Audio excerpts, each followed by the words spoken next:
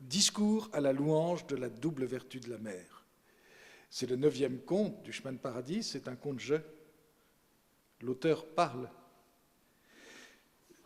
Et comme il faut faire bref, je le résumerai en quelques mots.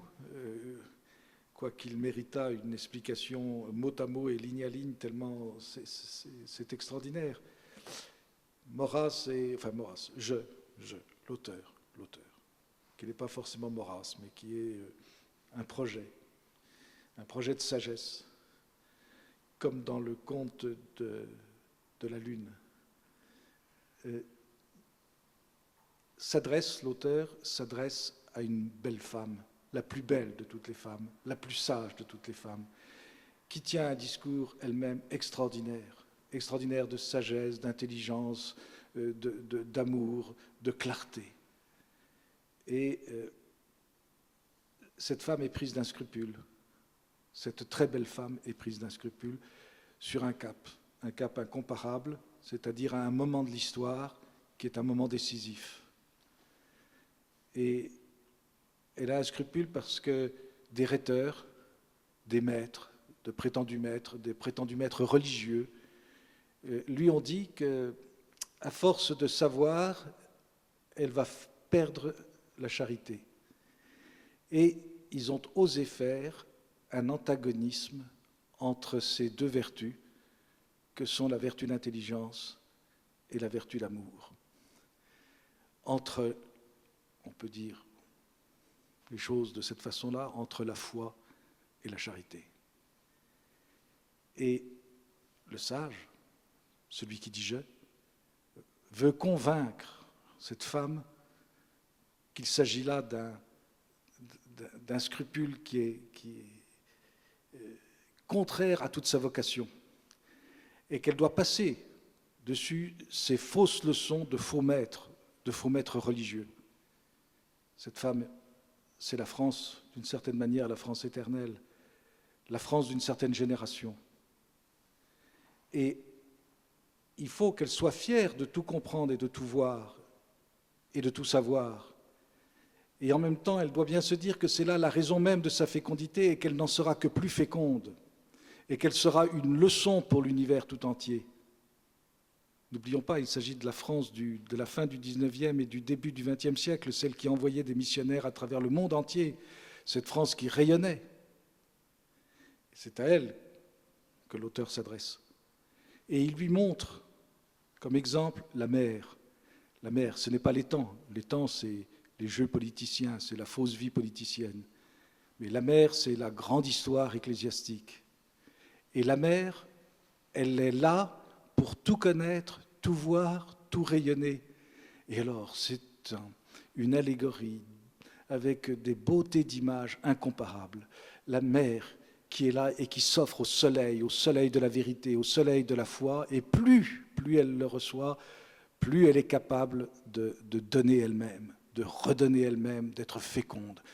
Et alors Maurras fait une sorte de prosopopée de la mer extraordinaire, elle parle, elle dit les choses, et elle est riche dans ses profondeurs, elle est riche dans sa surface. Les cités viennent orner tout son pourtour, elle n'est que fécondité. Et tel est le discours. Et il veut démolir les 20 sophismes dont on entretient cette belle femme, cette France, que des faux maîtres, de faux docteurs, allons, disons les mots, les faux docteurs de la démocratie chrétienne, telle qu'on l'a conçue à la fin du XIXe siècle, qui font des oppositions entre l'amour et l'intelligence, et qui disaient ne suivez pas Maurras, ne suivez pas ses leçons politiques. Bien sûr, il a raison, bien sûr que la démonstration est vraie, mais cette démonstration, vous allez vous perdre avec cette démonstration, vous allez devenir stérile. Donnez-vous généreusement plutôt aux œuvres de quoi? Aux œuvres de la démocratie chrétienne, qui finalement se tourneront en œuvres électorales, parce que c'était ça le fin mot de l'affaire. Et c'est là que se trouvait la véritable stérilité, en réalité. Voilà ce qui est dans ce conte. Ce discours étonnant à la louange de la double vertu de la mer. Et malheureusement, là encore, ce conte, ce fabliau, ce mythe, c'est véritablement un mythe, se termine mal. car la femme écoute, et à un moment on croit qu'elle a si bien compris qu'elle se dirige au bout du cap vers le bois d'olivier, c'est-à-dire le bois de la sagesse, car toute la symbolique est une symbolique traditionnelle qui se retrouve depuis l'Antiquité jusqu'au Moyen-Âge, jusqu'à la Renaissance. Elle se dirige vers ce bois d'olivier.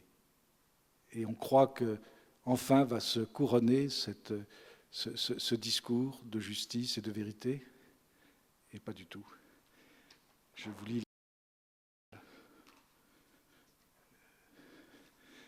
de ce conte qui est d'une tristesse infinie.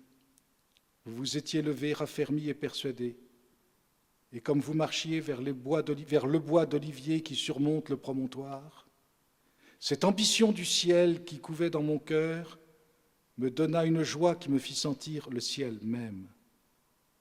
Je vous suivis et crus que le chemin étroit de l'Évangile, le chemin étroit où vos pas m'engageaient allait me conduire à mon terme. Ô mon ami, vous vous tourniez d'un visage si gracieux. Vos yeux trop purs descendaient au fond de moi-même.